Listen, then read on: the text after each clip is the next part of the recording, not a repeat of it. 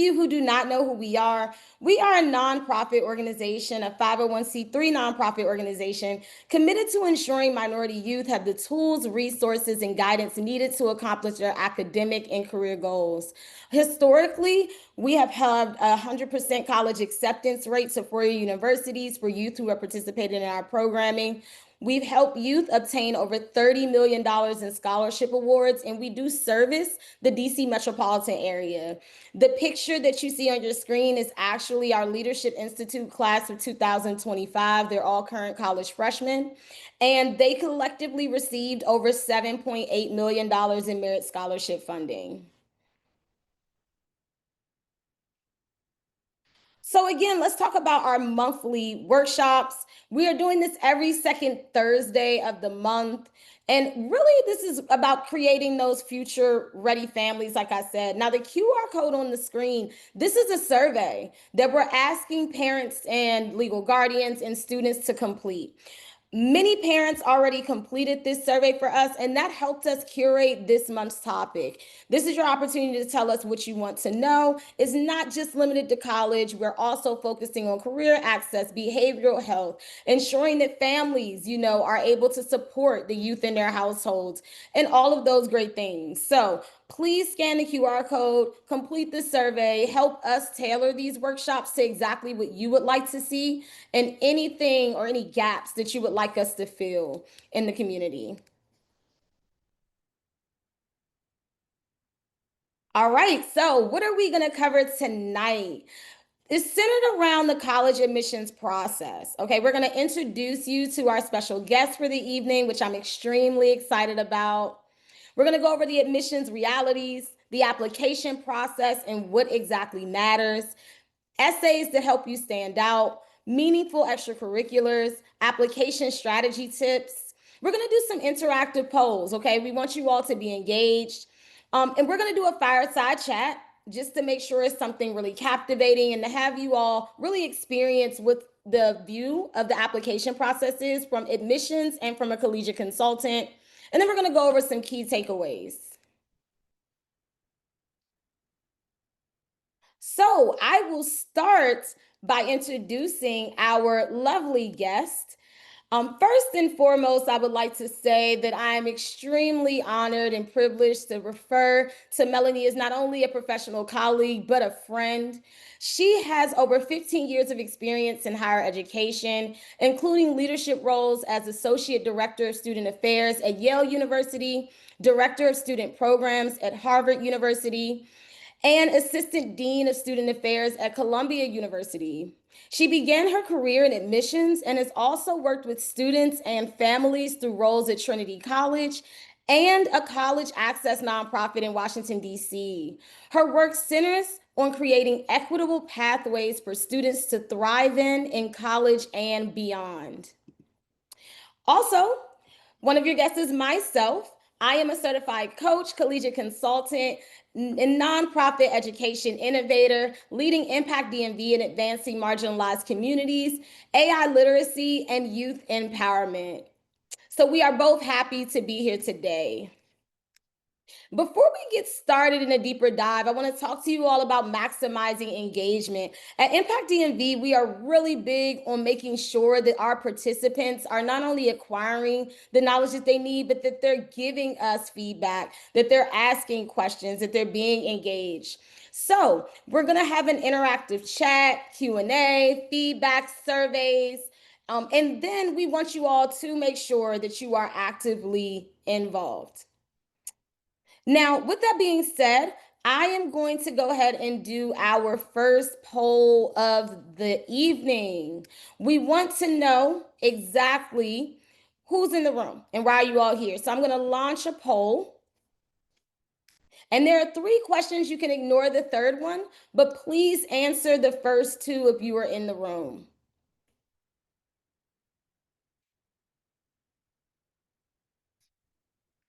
And let me all know if you all cannot see the poll.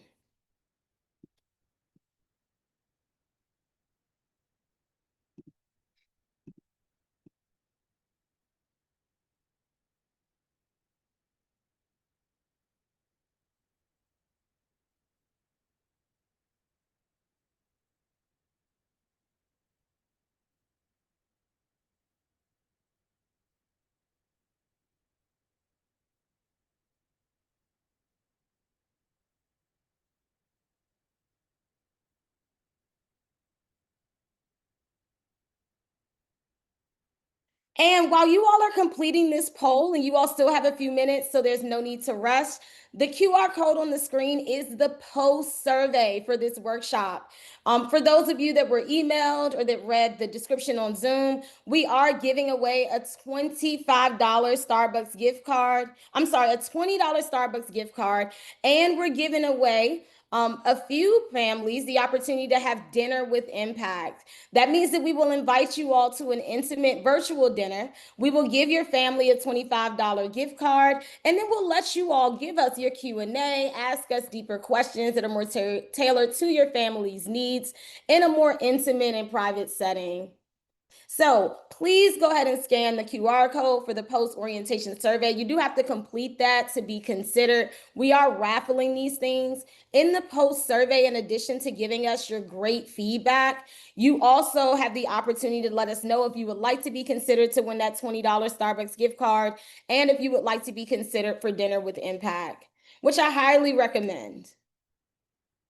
There are a few more people that have not completed the survey.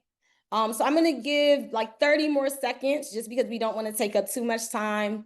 No, it's a Thursday evening, but please, please, please answer. Right now, it's looking like when we asked what's your biggest concern about the college application process, and right now, the vast majority of the room, about 40%, said understanding financial aid and scholarships. So, Mel, we'll make sure that we definitely talk about that from the merit space. I can tell you all, a little spoiler alert, in November, we will be doing a deep dive on financial aid and scholarships. All right, so definitely register for the November workshop if you're trying to learn more about financial aid and private scholarships. The next highest poll was helping my student write strong essays. That is a huge topic for tonight. So we're looking forward to getting into that. For question 2, we said, how many schools is your student planning to apply to? And most of you said 5 to 8. Some of you said 1 to 4. And many of you said you haven't decided yet. So we'll get into that soon as well. All right, so, and I'll just share those results so everybody can see those. Thank you all so much for participating in that and giving us your feedback. All right, I'm going to go on to the next slide. So let's talk about this fireside chat. All right, now this is our idea. Melanie and I, we talked ad nauseum really, and we wanted to get an idea of like, what is the best way that we can really deliver all of this information? And she and I both have sat on panels that were just not as informative as it could be. So we felt like a fireside chat would be a better way to go.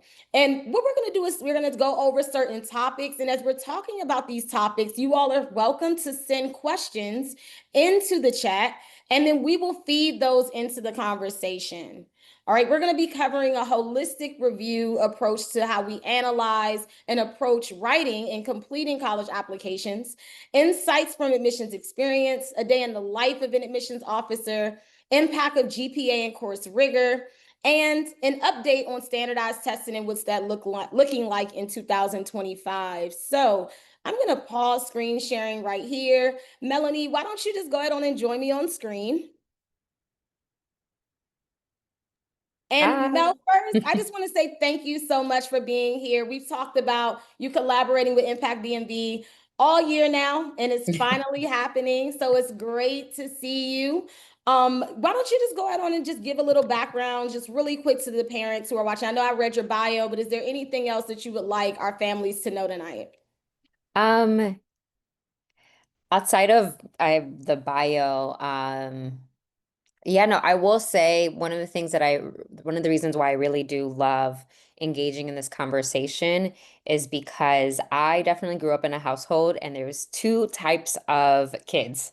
My sister, who ended up at an Ivy and knew exactly what she wanted to do, um, and kind of had already the template and all of the steps along the way. And I was the kid who actually needed more time to explore. And so I love engaging in conversations about college because there's multiple types of people and there's multiple ways to do well and there's multiple ways to be successful. And so I'm very excited that we get to talk about this part, right? As this will really help set you up for the next things that you will accomplish in life. So thank you for having me. And yes, this is a long time coming. We've been talking about this for like a year. Thank you. I appreciate that. You're right. It's a lot of different types of students. And just starting there, so, we talked about the importance of standardized testing, and research shows that this college application season, for those who are going to be freshmen beginning fall 2026, 80%, around 80% of four-year universities are still test optional. As an admissions officer or former admissions officer, Melanie, what does that mean? Like, should families be concerned about their kids applying test optional? No, I don't think that. So test optional does not mean that the institution um isn't looking at your application as a whole, right? So many schools and schools like MIT and Dartmouth and Yale are still test optional because know that they can garner more about who the student is through the whole application. And so I was someone who had a lot of test anxiety. And so a test wasn't always the best way to show the type of impact that I made as a student, even as a high school student.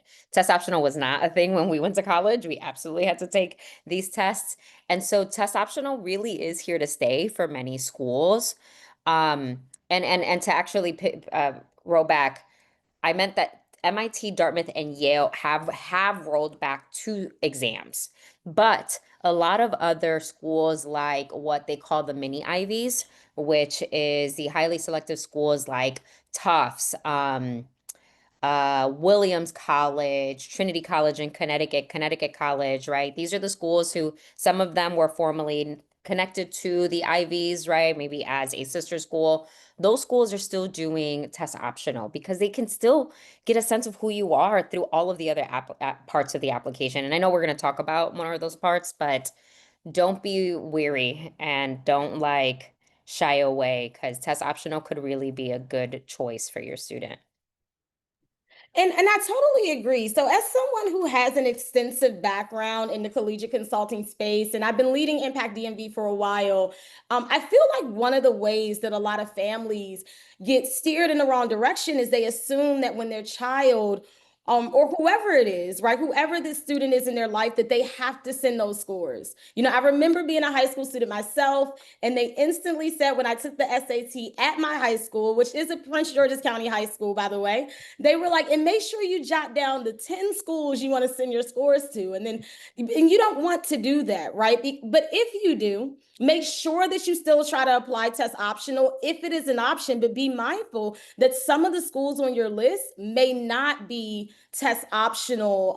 And that means that if you've already sent those scores, you haven't really given yourself the best opportunity to put your best foot forward. Maybe your ACT might have been higher than the SAT, different things like that to Mhm. consider. But I want to go directly into the evaluation of the applications, and I'm going to share my screen here. And Melanie, do you think you can give us a bit of a deeper dive of this evaluation criteria that we appreciate you sharing with us? Yeah. And so I will preface that I am coming from uh what the evaluation looks like for IVs and highly selective institutions. However, following and kind of moving towards things like this, moving towards an application with these strengths, will really help you in any school that you're interested in. And so when we evaluate a student, we essentially the way that we make a decision is four main components. We look at the academic, which, as you know, it is so very much important. And I'll break down the academic rubric a little bit more.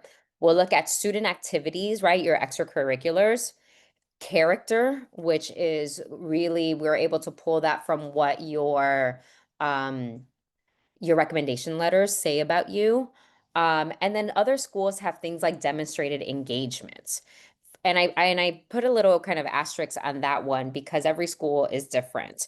For some of the small, kind of what they call the mini Ivies, they want to see that you're actually like, how engaged are you with the school? Did you attend an info session? Did you come in, participate in one of their fly-in programs, things like that?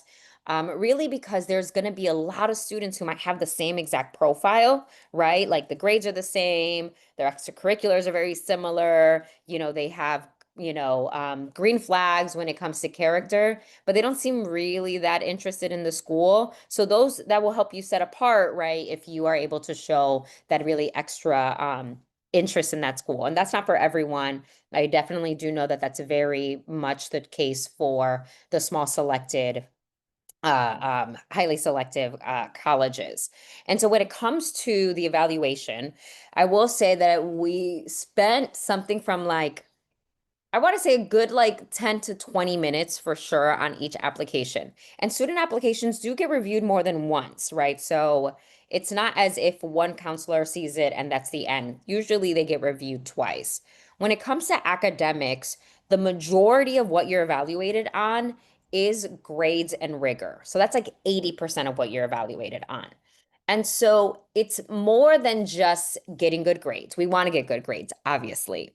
But what we also want to show is rigor. And what we mean by rigor is essentially, did the student take advantage of as much as they could have, right? So when I have to open an application that I'm reviewing, I first have to review what the school offers. I then see the school offers X amount of uh, AP courses. I take what the school offers and I compare it to what the student has accomplished, right? And so essentially what we're looking for is, are you taking advantage of, the honors courses that your school offers, the AP courses? So that's what we really mean in rigor. The students who are at the very top are the students who have really good grades, right? But also have really gone above and beyond to maximize what the school offers. I know that for every school, it doesn't mean that you're going to have 20 different options. So it really is like whatever your school offers, really try to take advantage of that. The One of the things that is really important in especially selective institutions is that we want to see that, all right, you've done well in classes, but if you didn't really take any challenging courses, that really doesn't tell me much, right? And rigor is going to be about the other 40% of that 80, right? However, if you are someone who has taken more challenging courses and maybe you were at an A and a B um, when it was the regular course, and then maybe let's say that you went to a B or an A, or maybe there was a small decline, but you're taking more challenging courses, right? That shows me more than just taking as many easy courses as you can. And so it's really about that effort and kind of how the student has taken advantage of what is offered academically. The other part of an academic rubric, right? So that's 80%. We look at breadth and growth. Breadth is, did you take at least 4 to 5 core courses every year? So one of the things I have to evaluate in your transcript is if you took math, science, English, social studies, foreign language, right? If you double up on any of those courses, that is a green flag. We love to see that. If we see that you know, have taken 2 science courses, both junior and senior year, or you've doubled up with a math course, things like that. We love to see that, right? That's an example of you taking advantage of what the school offers. Growth is, while it is important, it's only 10%. And so I do want to make sure that we do pay attention to growth, but know that we need to really make sure that we're working on grades and rigor. Growth, what it tells me is that maybe you struggled in your first year, but you overcame that. And every year you're getting better, right? And so if you are someone who might have taken a little bit of time to figure out your footing um, in your first year, but maybe by sophomore year, you're feeling more confident, you're learning how you learn, right? And we're seeing that upward incline. That's great. We love to see that. So those are definitely some of the most important thing when you're thinking of IVs and highly selective schools, for sure. After that, when it comes to extracurriculars, and I know that Armani and I, we've talked about this. Oftentimes, students make the mistake that if they're just involved in a ton of things, then it's going to impress colleges. However, if I look at an application and I see that you were a part of 7, 8 clubs, every club, maybe a year, maybe a semester, but there wasn't really any depth or any like impact, right? What I love to see, what we love to see is that you are maybe interested in a few things and over time you gain leadership roles in it, right? So you show consistency, depth, and impact through, you've been in a club for 2, 3 years. You went from a member to maybe the treasurer, or maybe the president of the club, right? That you have grown in it and that you can see that there's impact, right? So you take the initiative, right? You're joining these clubs. This is great. You're committed to these clubs, right? And you're also contributing to these clubs, right? You're making an impact. So we really want to see that. The other thing that I want to talk about is character. And one of the mistakes that I sometimes see is students who submit recommendation letters and it's teachers or counselors who don't know them at all. And I get that. Sometimes we haven't developed a relationship with absolutely everyone. However, there is a way around that. If you are asking a teacher for a recommendation letter and the most that they have is maybe your grades, ask to spend some time with that teacher so that they can get to know you.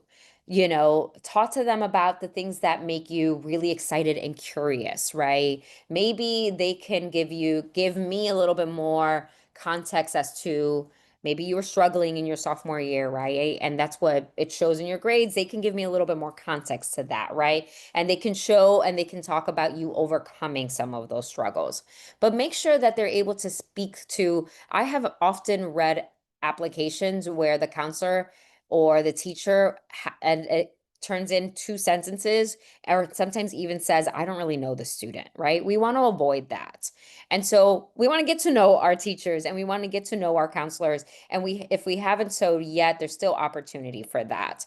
I'm going to pause there because demonstrated engagement is for specific schools, but I really wanted to just start us off with those things.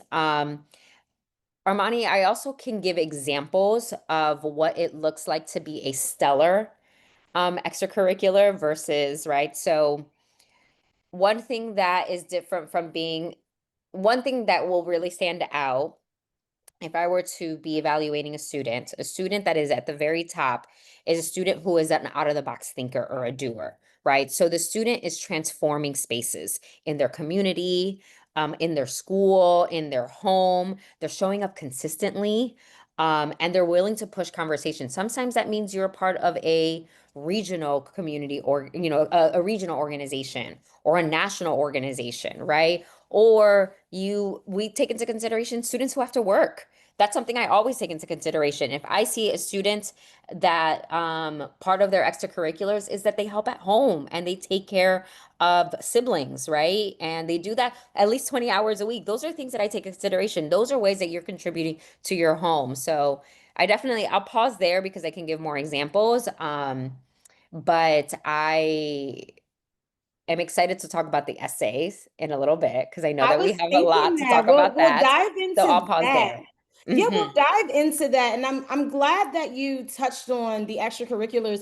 One of the things, and I promise for all of the, family, students, and parents and legal guardians listening, is not a shameless plug. There are things that youth have done with impact that I tell them, don't forget to put that in your college application. I Exactly. can give you all a good example. There is a young girl who's a senior currently at a public high school in Prince George's County, and she's actually helping us with recruitment for things like these workshops, these webinars, helping youth learn more about our programming.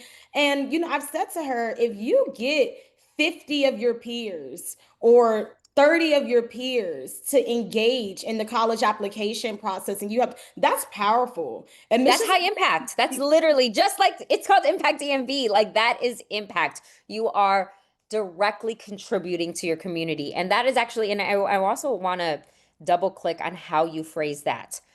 I want you to list, not just that you helped with an organization. No, you help bring people to resource panels that garner, let's say that bring 40 to 50 people, right? It helps me conceptualize and quantify how many people you've affected, right? So give me those numbers, right? You could give me an And average, right? Melanie, let's take it a step further, right? When they talk about something that you overcame, that's such a Mhm. popular scholarship topic. That's such a popular personal statement topic. Well, this student was struggling with navigating the college application process herself. Not only did she take initiative and learn about a nonprofit in the area that was doing that work, now she's decided to pay it forward and help other people in her community school with that. So now we're given those layers, that we look for Mhm. in admissions as collegiate consultants. But let's just say we talk about those youth, Mel, who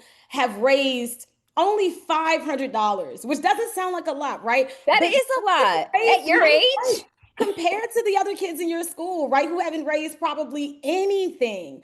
Even Hmm. through the organization, we teach philanthropy because philanthropy, sales, pitching, networking, that's a transferable skill. That Hmm. everyone should learn that I feel like minority communities, we typically lack, those skills and those tools and resources. But if you can show that you saw a problem and you took Yes. initiative to solve it, you were in the DC metro area for all of the families listening, you could go down to Congress, local Congress, you could literally speak to your Hmm. local politicians, you can start some sort of, polls, surveys in your community. There are so many things. And when we talk about social media, the possibility of youth are just limitless.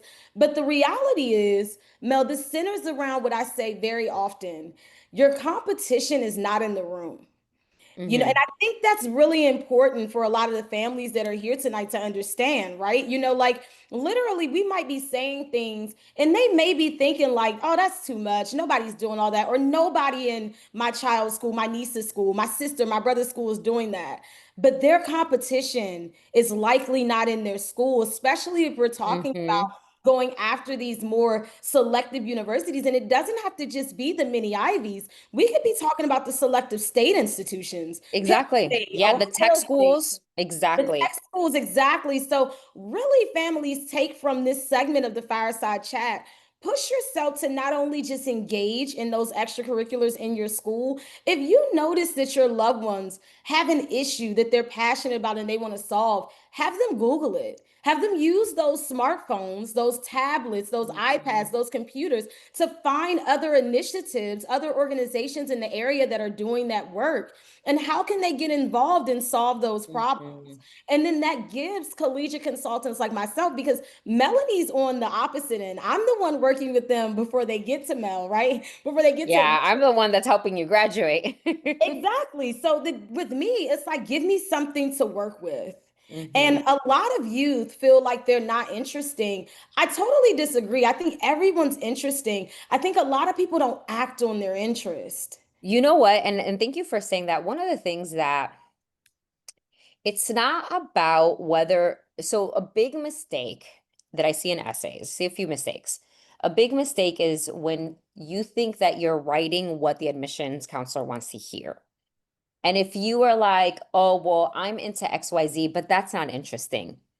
You could be into the most random thing, but if you are passionate about it, I'm excited about it. I have read admissions applications that about a topic so far from something that I would ever care about, but the student shows such a like real genuine interest, a passion for it. And one of the things that they do well, which is a mistake that some students do, they spent time talking to us not just about what they did, but what it meant to them. So pay attention. Sometimes a big mistake that I see is that they spent the whole essay detailing what they've done, but there's no reflection on what it meant to them. And that reflection part, your essay should be, yes, give me context. I want to know what you've done, but why did it matter to you? Why did it matter to your community? Right? The And before reflection, we go go into ahead. Mel with that, I want to feed something in, a question from the chat. I want to see what your take with this be. We had someone ask, well, what about specific extracurricular activities like Girl Scouts? And I wanted to interject Melanie right there because Girl Scouts is pretty common. Like that's been around for a long time. That's something that a lot of people have participated in. How do you feel about that as an extracurricular activity? And have you ever read anything similar in an essay? How did they phrase it in a way? What was the common take and what was the more unique, impressive take? So don't don't think that because you have been a part of an organization that people know about that you're like, "Oh, I'm not unique enough." Don't worry about that. That's silly. That's silly. Again, I want you to show me that you were engaged and that you had an impact, right? And if it's Girl Scout, let it be Girl Scouts. But show me that you have contributed, right? And that you have made a difference in it. Because it doesn't matter if it's a big name like Girl Scouts that we all know, or if it's a tiny name that no one knows. If you were just a member and you don't really talk to me about how you contributed and what it meant to you and maybe the leadership skills that you learned, it doesn't matter. It doesn't matter. What matters is when you really show me. And part of what we want to see in an essay is that we want to see that you can reflect on your experiences, that you have a level of maturity, and that you have some insight, right? And so, what did that experience teach you? Like about yourself? Did that experience help you see the world differently, right? Essentially, colleges want evidence that the students can think deeply about an experience. So if you're like, yeah, I did it, and that, it's not a big deal, okay, well, then what can I do with that? But if you're like, I've been a part of Girl Scouts for X amount of years, in this time, I have developed in these ways. I have contributed in these ways. The things that have been the biggest areas of growth have been these things, right? Again, I want to see a deep reflection around it. And I'll Because jump in, Mel, as a Mhm. collegiate consultant. Let me tell you how I help families with this part of it. All of our organizations, we have written documents that outline what our missions are, the skills you're gaining, what you're hoping to achieve. Don't hesitate to have your families reach out to these organizations and ask for that information. Look at the brochures, look at those trifold brochures that you got. Most of the time, that's a playbook for you to understand those skills because if you're doing Girl Scouts, first of all, that is philanthropy.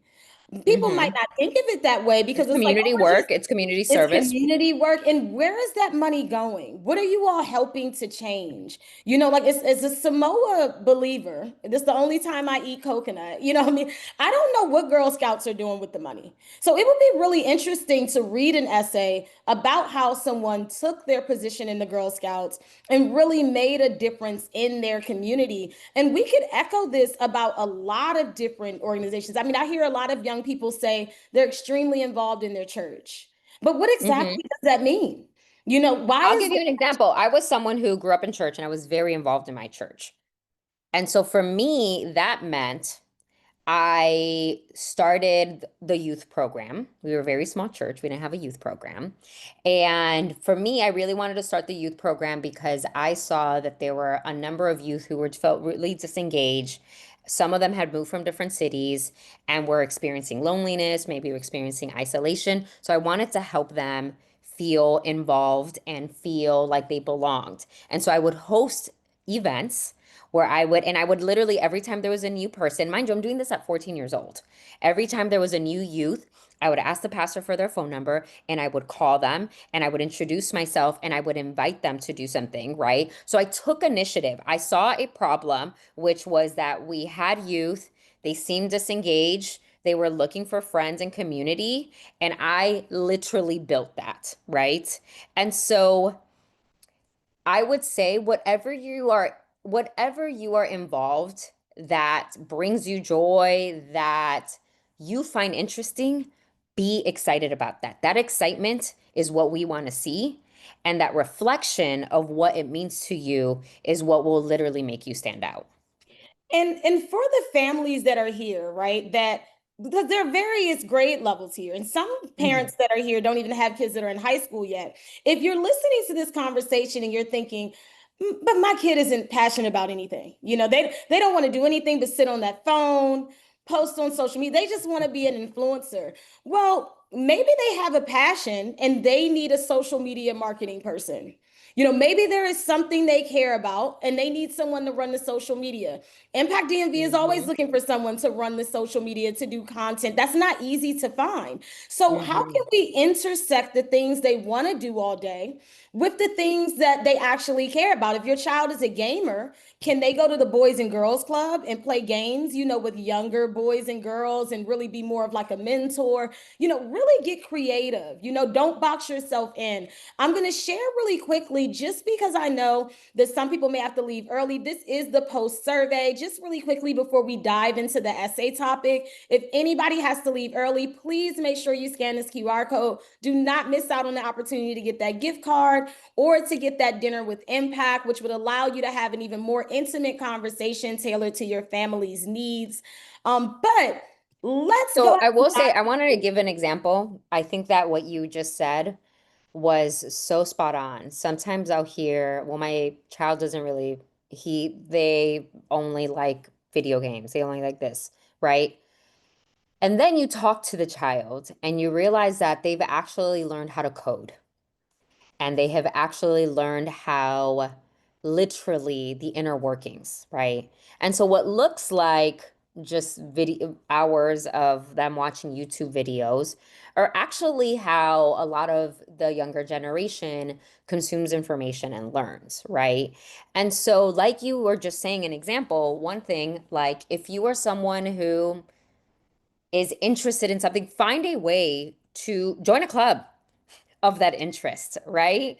Um, Join robotics, help younger kids with like Lego robots, right? Like anything just at that intersection, because it is much better to look like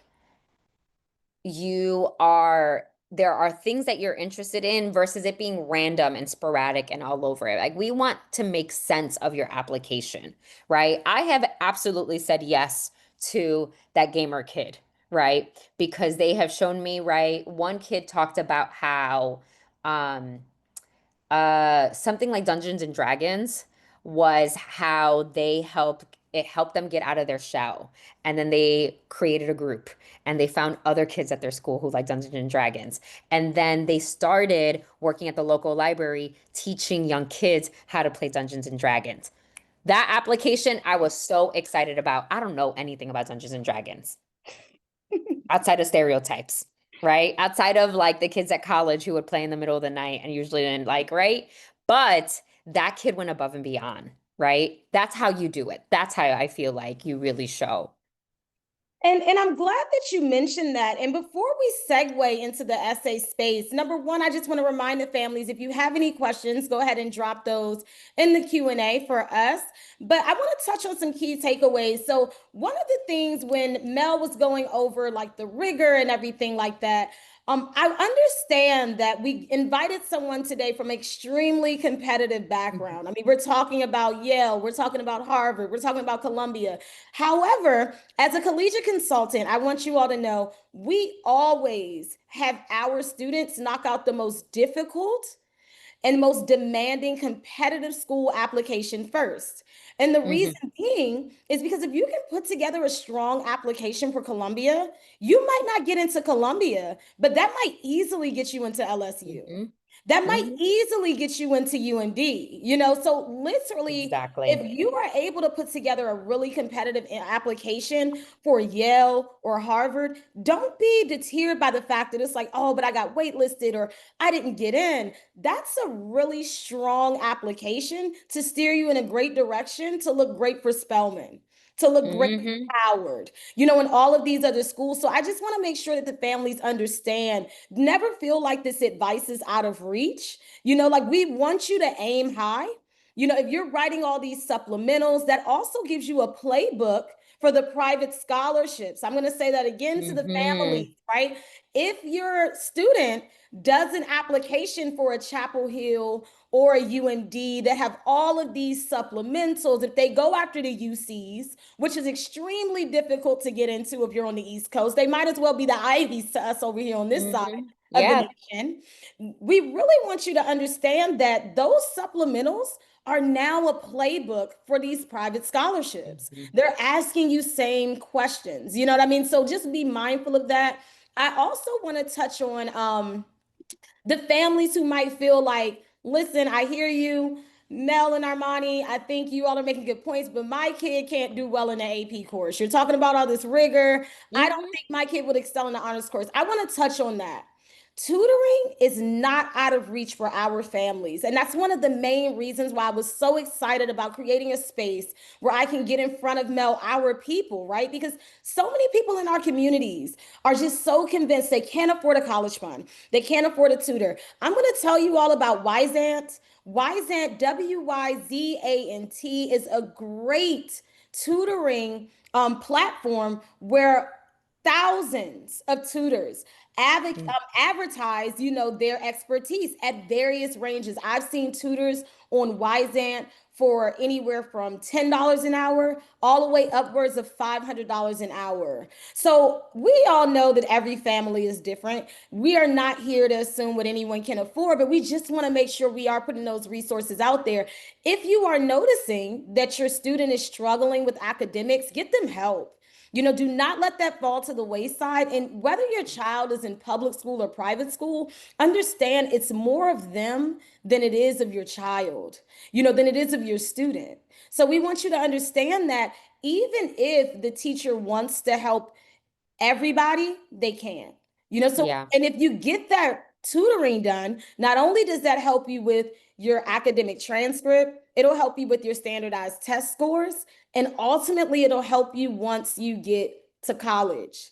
But Melanie, how do you feel about that from the admissions space? Do you all ever talk about the academics with students who, like in the Ivy space, let's just be transparent about it. Before an application gets to your desk, does it have to have a certain grade point average? I would assume if somebody with a 2.5 applied to Yale, it wouldn't even come across your desk. So all applications are reviewed. Absolutely. They're all reviewed. Have I vouched for a 2 point something student? Absolutely. Um, what that 2 point something student usually let's say that they just did not do well first and second year. And then junior year and senior year, they knock it out of the water because of the weight in grades. They aren't able to like crack that 3.0. It is helpful when I know some context, right? When the counselors are able, but the biggest difference is that I saw an upward incline, like a upward movement, right? So improvement will always like garner a lot more than sporadic grades, right? So we want to focus on improvements. I was not someone who did well in high school. I hadn't really found it. I didn't really like school. The irony that I ended up working at universities was because then I got to college and I ended up falling in love with college. I loved the college experience, right? And so full transparency, was a kid who was applying to college right at the 3.0, probably slightly under, because my grades were all over the place, right? I was very unfocused. College helped me get focused. But what helped me in my college applications is that while my grades weren't fully there, there was a cohesion with my extracurriculars. There was a cohesion with my upward um, like I had an upward like incline, right? And so what was helpful was that I did better. I did a little bit better every year. That was key. And two, I was involved in the community, right? I could reflect on my experiences. And so don't be discouraged if you're like, there is no, and I to tell you, if I were to go back in time and tell my high school self that I will have worked at most of the Ivies and spent 15 years in those spaces, like I would have never guessed, never, even my high school teachers, because I was a late bloomer. I definitely was a late bloomer. But I did show that I had interest in things. I did show that I can improve, and I did show that I can make an impact in my community. And so those things are definitely helpful because it is holistic. It is holistic, right? So it might not get you into Yale, but it could get you into Connecticut College, which was the Women's College of Yale, which, as a plug, when I worked at Connecticut College, the writer of the Hunger Games kid was our student, right? So this was a prestigious schools, right? Like our students freaked out when they saw her. So like there's still other opportunities, and those might be the ones in which, and they still have funding. Those small schools still have a lot of money. If they want you, they will get you there. So And don't. I'm glad you mentioned Mhm. that, Melanie, because when we talk about paying for college, which again, that's our focus next month, but I do want to say that balanced list really matters. And we'll intersect Yeah. that as we go into some of these questions. Somebody asked, they said they're applying to a Maryland institution. Mhm. And does dual enrollment work in a student's favor? So I'll just touch on dual enrollment first. It's somebody who does collegiate consulting and a lot of work within the nonprofit space. I've worked with a lot of youth. I've been very blessed to service a lot of families. Dual enrollment is great if done with intentionality. Mhm. I've noticed a lot of very bright, extremely capable students do dual enrollment and don't go for the rigor. They just go for a dual enrollment course so that they could say, well, I took a college class. But Mhm. Melanie, you're the person that worked in admissions. What would you say, you and your colleagues, how do you all view those dual enrollment choices? Or did dual enrollment itself just always impress you all? So the context matters. So the first thing is that dual enrollment can show academic readiness, right? So it does allow it does give me it tells me a few things. It tells me that you take initiative. It tells me that you're maybe more mature, right? That you're able to take a college course and that you can do well with time management because college courses require more time management, right? It's all in context because if it's something that your school doesn't offer, it won't be held against you. If it's something that your school does offer and you do well, that's great, right? We want to show that we are in a dual enrollment program and succeeding, right? Um, so kind of to your point, quality is much better than quantity, right? And so if you're doing a dual enrollment, but maybe you're not focusing on the core classes, right? So a college course is essentially the step above an AP course in theory, right? But if you're then taking, some class that's random and it's not showing me like, oh, they have an advanced English course, it doesn't really help. I don't want to knock at taking courses for interest, especially if you're able to weave that into your application, right? If you really love photography and you then take a college course and you're able to really talk about that and give me kind of like that's a little bit different. But if it's just a random course for the sake of saying you did a college course, it feels too random. Um, and then I do see another question here, and it's kind of like in the same vein, around if a school offers 4 AP courses and I take all 4, but a different school offers 21, and that person takes all 21, does it affect their application differently and give the other school a higher chance? Again, it is context. If your school only offers four and you take all four, that meant that you maxed out all the opportunities at that school. Dual enrollment can help you if you don't have many options at school. I would say go that route, but don't go that route if you are not even able to do well in honors courses, right? Or in your AP courses. And then so you just try to skip over to a dual enrollment course. It could help, right? Maybe that environment is better for you. Um, I just do it with intention, kind of like what you were saying, Armani. Like do it with intention. I will absolutely And say. also be mindful with AP courses, just like with the dual enrollment courses, show a trajectory of some sort of end goal. Mhm. If you're applying to a computer science program and your school had an entry level coding class, and then you were able to do dual enrollment and you took, like, even if it was an earlier stage coding class, that's still building on a skill. It's Yes, showing that you have a true that's a perfect interest example. in a topic. So even with AP, right? Like I've seen people do a foreign language every single year until they got to the AP point. And then even take that foreign language course in dual enrollment.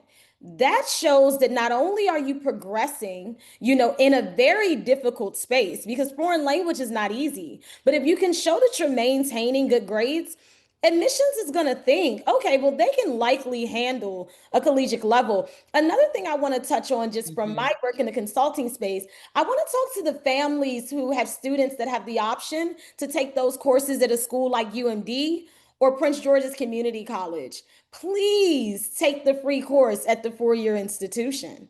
But Mel, I'm sure your word will weigh heavier than my own. Why do you feel like that's a good idea to go for the four-year dual enrollment course versus doing it at the two-year institution? It's just in theory, the four-year institution, kind of to use rigor again, is would technically be more rigorous. I'm not saying that that's what it is in practice, right? You might just happen to have that like amazing professor, right? And you might have it at the 4 year, you don't have a great professor. But what it signals is a bit of a like higher rigor, right? So then you're able to see that you are able to succeed in a more maybe rigorous. However, if you had the choice of taking community college class course or not, I still have you take it, right? If your choice is community college or not, take it. If your choice is community college for your 4 year institution, take it at the 4 year institution. And that's great advice for several reasons. Number one, I don't know, I'll just say this for all of our families that are listening into this. University of Maryland is a top 50 university in the nation. Mhm. Like I understand that it's just the university that's here, for a lot of us that live I here. know. So I'm not from this area. I'm from Chicago, and then I was in New York City for 15 years. So University of Maryland, like, is seen for me. I'm like, oh, you went to College Park. Like, so one of my really good friends, two of my really good friends, both went to University of Maryland. And they're from PG County.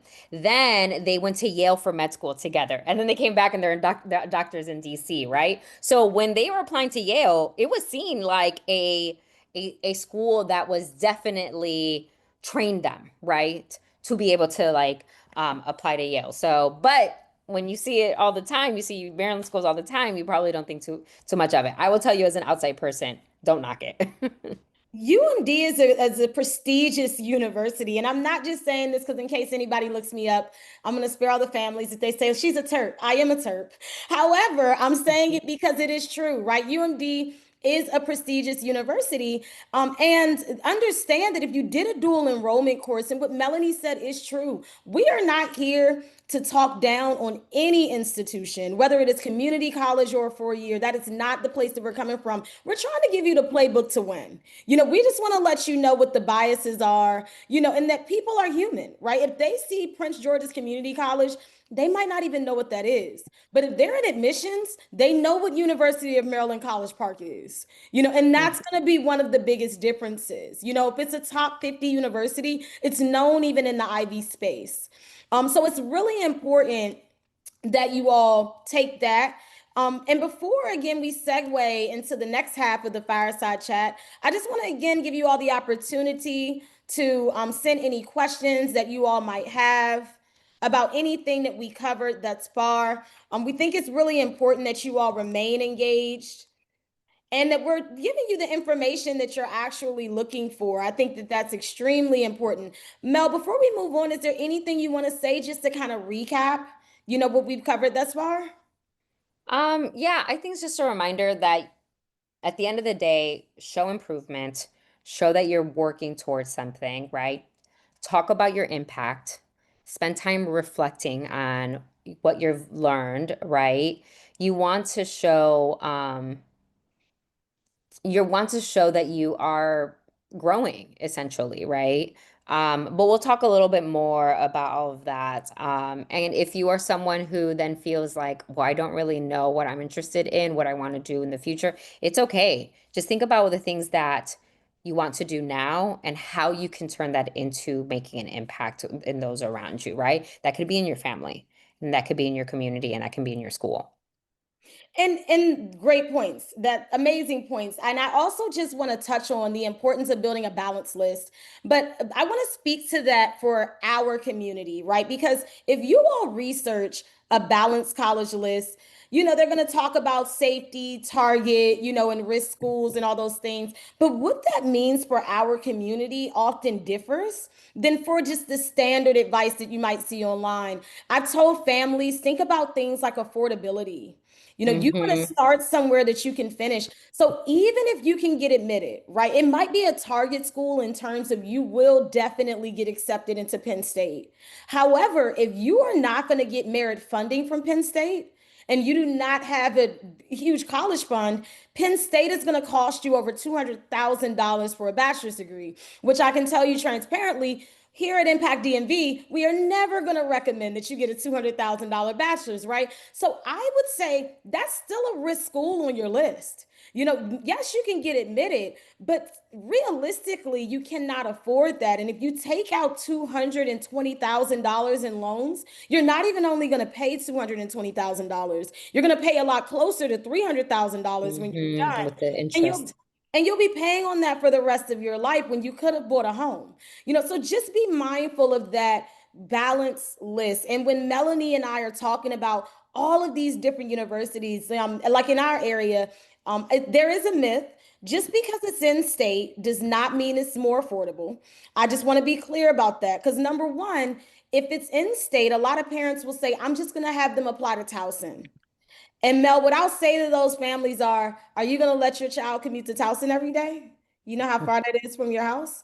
And then they go, oh, I didn't think about that. Right. So that's in state, but it's not somewhere that they can just travel from your home. So that's a school where they're going to have to stay in a dorm. That's going to Mhm. be more expensive. If you think about schools like Mount St. Mary's, however, it might not be the school that your student is instantly interested in, but we have helped a number of scholars get full rides to Mount St. Mary's universities. And Mhm. we actually have an alumni of our program where her first job out the gate was like making like $70,000 a year. So, and she graduated with zero college debt. And she doesn't even have a car note. So I literally was telling her Damn, recently, she's winning. yeah, I was like, the world is yours. You shouldn't be stressed about anything, like so seriously think about those balance lists and those other factors that weigh into that. Just before we move on, I just want to make sure I'm going to check the chat just one more time. Someone in the chat, Mel, said their child has a 1.8, no honors, no AP, no extracurriculars, just a failing kid. Can they still get into Harvard if they are a super good test taker and give a good essay? Mel, I'm going to tackle into this. It's the same kid. They got a perfect score on the SAT and the ACT. Do they get in? Can I tell you why? Okay. So a 1.8 with no honors and no APs is a huge challenge because what it's telling us is that you might not be able to handle coursework. And so obviously the story matters. And like personal circumstances and you could, something you could show some sort of remarkable growth over time. But what they're going to notice is that, all right, maybe this kid is an absolute genius when it comes to the tests, but they're going to fail these courses and they're not going to get past They're the not first going to do semester. their work. They're not going to do their work. They're And going to so be it's like a Mark Zuckerberg. They're just going to come here for a little bit. Maybe they'll design a or if that, something. because guess what? Mark Zuckerberg had straight A's and got Yeah, in, that's right? true. He did do And the well only in reason why school. he didn't drop out because of like he was paying attention to something else, right? So that kid, no. Because not that that kid isn't smart, but that kid does lacks other things that are required to start a course, continue in a course, and complete a course, right? So that's the red flags for them, right? So Harvard does not just want someone who is super, super smart, but you end up failing out and you're not contributing to the community and that's not a success story. It's much more of a success story of that kid who maybe gets in with a 3.0, has done exceptional things in their community, writes a really good essay, powerful essay, and gets like fairly decent test scores. That kid would get in over a perfect test score, but a low GPA. And I just want to mention, right, when we're talking about these type of hypotheticals, and I love this, by the way, for the family that submitted that. I love questions like this. I like to remind people that college is a business. And they're Hmm. in the business of having great statistics. And one of those statistics are their retention rates, right? And if you're failing, they're going to kick you out of school. So this isn't just an Ivy League hypothetical question. This student could apply to Ohio State, UMD, Yeah. they could apply to Bowie State. They might not get in, because literally they're showing a lack of follow through when it comes to their education, and whether or not they would be Hmm. a student that would finish and complete their degree is questionable, So that Because is they're not going to want to put again, it's a business, right? So they're not going to want to put resources into you because you're probably not going to stick around, right? So they want to know that they're putting resources into someone who's going to do well, contribute to the community, and make them look good as an alum. exactly. And this is how we're going to now segue into our next topic, which is the essay, which I'm not going to speak for Mel. But this is definitely my favorite component of the college application process and where I definitely shine and thrive. We're going to dive into the focus on authenticity, which is something we've already been hitting on, showing versus telling, which is anybody knows Miss M. I say that all day long, avoiding cliches and generalizations, answering the prompt directly. And if you think that one was common sense, I think we both can agree, Mel, that it's definitely not. And editing and proofreading. So, Mel, I'm just going to kick off the conversation right off the bat. Let's talk about the mistakes, the common mistakes that we see year after year. I'll let you go first when it comes to this essay. So the first thing that comes to mind is when I get an essay and the entire essay is maybe a long story of what the person has gone through, maybe some like traumas that they experience, but then they don't tell me they don't give me anything else, right? They don't tell me this is how I've overcome, this is how I think sometimes students think maybe a sob story is a shoe-in. But if you're giving me a sob story, but it's not authentic and it's not coming with a reflection of what maybe you have overcome, then it's just a story, right? So I need You a know little what's bit more more. attractive than a sob story? Mel, resilience. Exactly. Because exactly. So if you're telling me about a hard time and just a hard time and I don't know anything else, I can't tell if you're resilient from this. It might just be that you're sharing with me something really difficult. But if you are able to talk to me about how you've pushed through, what tools you're using, how maybe you have redirected that energy to help someone else, that is definitely so much more capturing for sure. But Yeah, that's one of the first ones that I think of. I don't know. And And I I think we want talked to about touch this on that, too. Mel, before we segue out of there, because that's a big one. I noticed that too, right? And I feel like it's because in our communities, right, in our cultures, listen, it is authentic, whatever your trauma is. That is a part of who you Mhm. are. However, I would encourage all of the families listening, it does not define you. That's Exactly. not the part that Not the defines. only part of you.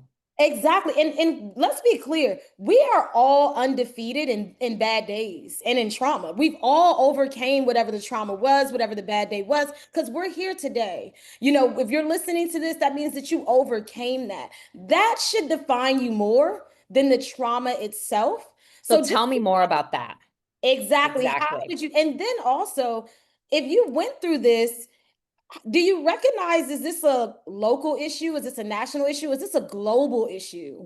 You know, Hmm. and are you working to solve that? Universities love to see people who care about something bigger than themselves.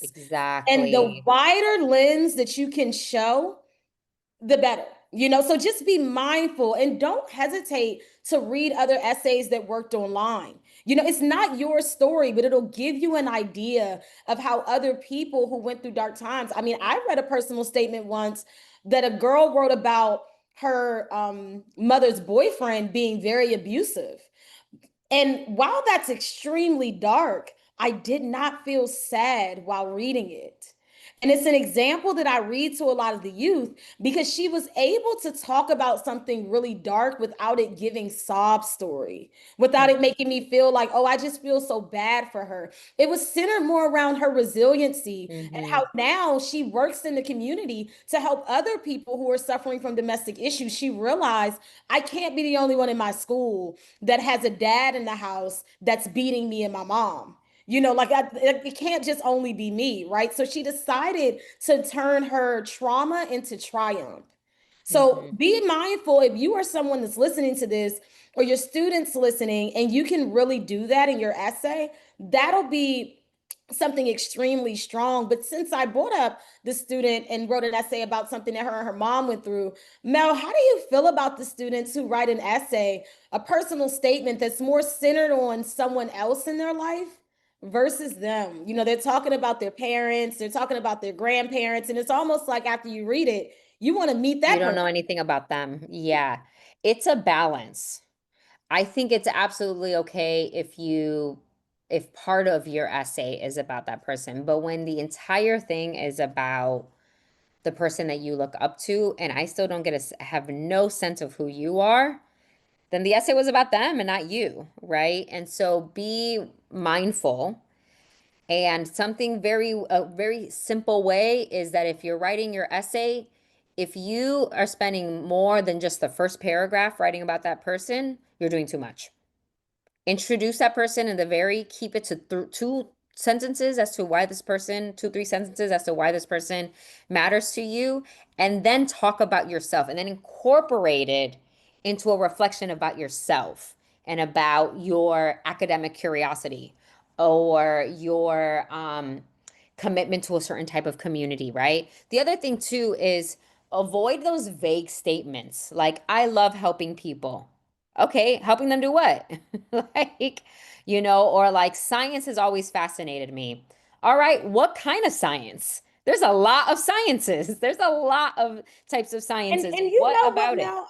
That's where brainstorming comes in, right? I feel like a lot of students, they don't spend enough time in the brainstorming phase. I can tell you Mhm. right now, if you approach the college application essays as, okay, I'm about to just sit down and answer the question, you're already starting from a difficult space. I'm not saying you can't do it. I don't know you personally, and anything is possible. But do those brainstorming exercises. We have an exercise that we do with youth where it's called Everything I Know. And if you write I love Mm, science underneath it, you have to say what type of science. And you just keep diving deeper and deeper until you get to the point where you're like, I really just love the process of photosynthesis. And it's like, oh, I that's love that. interesting. That's a Now great that's something you activity. put into it. You know, like that's literally how you take a deeper dive. So when people tell me, Miss M, I don't know what to write about. Like I can't think of a topic. Brainstorm. You know, really Hmm. brainstorm. Do exercises like I love, I know. Take 2 minutes and write down everything you love. You know, just set Yeah. a timer, write down everything you love, and then stop it. And if writing it down doesn't help, for the legal guardians and parents that are listening, sit with your child and let them ramble on. Use your smartphone and use the voice memo if you need to say it out Hmm. loud. Whatever your process is, get those ideas out of your head because we need a story that is not only authentic, but we need something that's unique and captivating, you know, Hmm. like the young girl that got into every Ivy and her essay was about Costco. You know, and it was crazy how she was able to utilize something like her experience in Costco, what it meant to her family, how excited she got, how it intersect with her academic and career interest. And it ended up helping her get into every Ivy. Mel, are there any other unique topics for essays that you've heard of that when you read it, it was really like left field, but it just still sticks in your memory to this day? Um, it's actually kind of similar to what you had said about don't tell me, show me. So essays that will paint a picture and describe something versus just telling me. So let's say that someone, instead of saying something like, I'm passionate about the environment, all right, thousands of people say that. But if you paint a picture for me and instead you say, every morning I measure the water temperature behind my house with a rusted thermometer, trying to figure out why the fish have stopped appearing. I'm literally quoting. I remember being like, tell me more. Because of the way this was someone who very much did not have to tell me they were passionate about the environment. They showed me they were passionate about the environment. So when you're That's a able to like, and that's a direct quote from a student, when you're able to literally like paint the picture for me, so much more captivating than you listing the things that you're interested in, right? And I think that, you know, that reminds me of a scholar she was actually in class in 2025, and we were all having a brainstorming session as a group, and she kept saying she wasn't that interesting. And we were pushing her, and finally she said, I measured the milk for my cereal. And the entire room got quiet. And then I decided to speak and was like, what do you mean by that? And she was like, well, there are instructions on the box. And I was like, oh, there are? You follow those? And then I was like, so what else do you do? Because I'm like, oh, this is somebody with an extreme OCD. You know what I mean? Like this is a Or deeper, not this even. This is somebody who has an attention to detail that the everyday person has missed, right? and This is she someone ended who up I want having in an a lab, OCD, but you're right. Both things were kind of true. you And know? but it helped to really frame the essay around it. And I told her if I was to read an essay that I would started love with that. that, I'd be I said like, I would have to keep reading about this kid. You know, because I told her, I said, you are the only person I've ever met that at least said to me, you know, like they literally measure their milk before they put it in their cereal. And to me, she was able to really expand on that and even reveal some things that were really deep within herself that I don't even think she really realized. So it's extremely important, right? When you all are thinking about these essays, that you really start brainstorming. And you understand that there are other elements to the essay, right? Like opening with a great anecdote, which a lot of youth don't do, right? A lot of youth will restate the personal statement question or the essay question. Please do you don't not want to do do that. that. Do not restate Because the I know question. what the essay question is. I'm reading hundreds of applications. I know what the essay question is. You're just wasting your character count and your word count. Don't do that. You know, don't tell sob stories. Also avoid some of the cliche topics. Mel, we can ramble some of these off. I'll start Mhm. sports.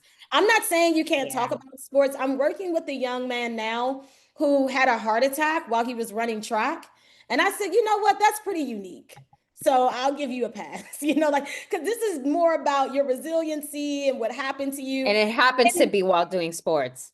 And Mel, I think you would agree, even as an admissions officer, that most 15-year-olds don't have heart attacks. So it's definitely Yeah, something again, it unique. doesn't have to be something traumatic that happened. I will say so if you are going to talk about sports, right? If you are an athlete, right? That is also very valid. That is also something that shows a lot, right? It could show leadership and things like that. So instead of saying something like being the captain of the soccer team has taught me teamwork and leadership. I don't want to hear that, right? But if you then describe during the championship game, the goalie was injured in the first half, and I had to step in. I coordinated the defense, and I made split-second decision and or split-second calls. And I realized that my leadership was more that that's captivating, right?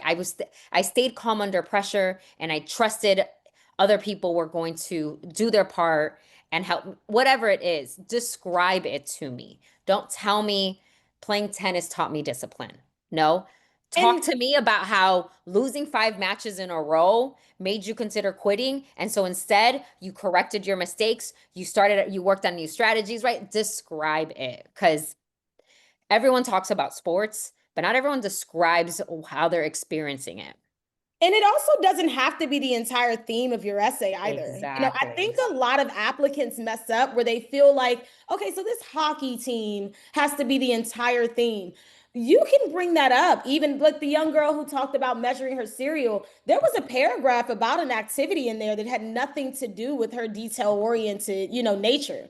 She was showing different layers of herself. So understand that the personal statement is just that, it's your personal statement. They want to know about you. And you have a lot of layers. You're not just a hockey player, a basketball player, a cheerleader. You're much more than that. And you're likely involved with a lot more than that. Like Mel said earlier, what are you doing in your household? What role do you play there? What role do you play in other extracurricular activities? What are some community events or community initiatives that you're really involved in? So really just start taking that layered approach when it comes to essay writing. Mhm. And I do want you all to know when it comes to some of the things on the essay writing tips, right? Like answering the prompt directly, we are really big on AI literacy. We will never recommend that you utilize AI to write any of your admissions Wow. essays. However, you can feed your essay into AI and ask it, is it answering the prompt? And AI Yeah. can tell you whether or not you are answering the prompt or maybe some gaps that admissions would like to see. So use the resources around you and find trusted professionals in this space who can evaluate it. I do want to caution the families here. Understand that just because someone works in education doesn't mean that they're familiar with higher education and the college application space. So just be mindful of who you're getting advice from. We have helped youth craft essays that people in their personal life, they just didn't get it. But then when they followed our direction, they got into a lot of the schools that they applied to. So we have a different lens. We understand that college application essay writing is a different, unique style of writing. So understand that you want to get sound advice, take advantage of the community resources, but definitely fact check their credibility to get that assistance. And when it comes to editing and proofreading, I just want to say before we get into wrapping up here, please, please, please do not just throw in those big words. Mel, have you seen Yes. that? We can tell When you throw in big words and it does not make any sense, right? it doesn't make any sense. Mel, I would you would say rather a admissions? well-written essay with everyday language than random big words that don't make any sense.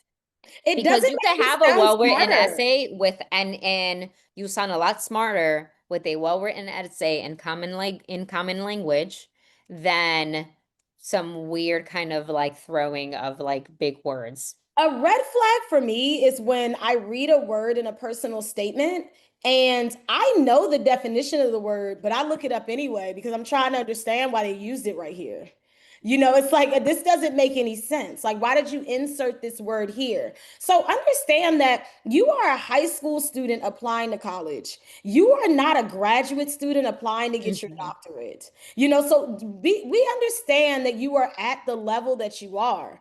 So please be mindful of that. And grammatically, that's really, in my opinion, more important than you throwing in those big words. It Make sure you is. don't have those comma splices, sentence fragments, misspelled words. I've seen that so many Yeah. times. I've seen misspelled words. Use spell check on Google Docs, on Microsoft Word, use those things and then have someone else proofread it without using spell check because anything, can make a mistake, including technology is not foolproof. But before we move on, like Melanie, I just want to say thank you so much just for being here and being a part of this. If you all have more questions, feel free to write them in the chat. Melanie can answer them. I want to be respectful of everyone's time, so I want to go ahead and wrap up. But Mel, thank you so much for joining us. We really appreciate you being here and, of course, making an impact. And I really hope this isn't the last time that we It are won't. blessed with your knowledge and expertise. Thank you so much. This was so much fun and it went by like this. And so I'm really excited for all of the other ways and we'll continue to partner. Thank Take you care, so much. everyone. And I'll just dive back into the slides just to go over a few quick things before we jump off here. Just some key takeaways about what we covered today. We went over the holistic review process, prioritizing composing strong essays and your extracurricular involvement, which we would feed right into those essays, keeping a balanced college list. That's probably one of the most important things that I will echo throughout the school year anytime anyone asks about the college application process. We were able to engage with an actual former admissions officer in the Ivy League space through questions. And we talked about how you plan ahead for these standardized testing changes, right? So remember, test optional and to be very mindful when you're applying to schools and submitting your school's scores early, excuse me, when you do not have to. So please stay connected with us. We are working really diligently to make sure that we can continue providing free and affordable services to our community. Just so you all know, when we ask for your address, when we ask what school you attend, that's how we get funding to continue to provide you all with services. We reach out to your local politicians, we reach out to your schools, letting them know that you all are engaging with us and you want this information. But if you yourself want to make an impact, we appreciate anyone who wants to give back to us. Feel free to scan the QR code and make a donation to help continue furthering this work in our community. We are committed to helping people who look like us continue to accomplish their academic and career goals. Also, follow us on social media and email us with any other questions. And don't forget to complete the post workshop survey. I'm going to keep reiterating that. Please do not think twice about saying that you want to be considered for dinner with impact. Literally being able to meet with experts in this space is one of the things that can really turn that needle 1 degree that results in high scholarships. All of the youth that are on the screen right now did our programming and they all received 6 figures in scholarships. Some of them on the screen even got 7 figures in scholarships. So we definitely like to be able to utilize our expertise to make a difference in your communities. There are first generation, first college students, first generation Americans, immigrants, and others like on the screen right now. These are actual youth that did our programming. So if there's anything we can do to help, please let us know. And that will put us about 1 minute over. We want to be respectful of time. I'm going to leave this on the screen. And if anybody has any last minute questions, feel free to submit those into the Q&A. I did see one question about international scholarships for international students. It's really all about researching. I would definitely recommend starting by looking at businesses that directly support international students, looking at businesses that service international communities, foundations that support those causes. A lot of times they'll have different scholarships. Also, doing a lot of research helps as well.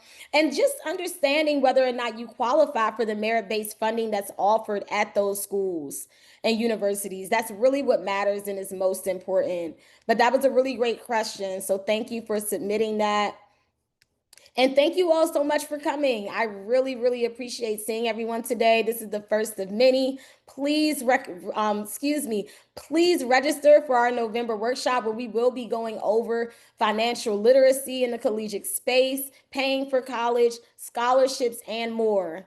So thank you all so much for coming out today. Don't forget to scan this QR code. We'll also send follow-up emails with some resources and the post survey from this workshop. And if you have any questions, feel free to send us an email at iya@impactdmv.org.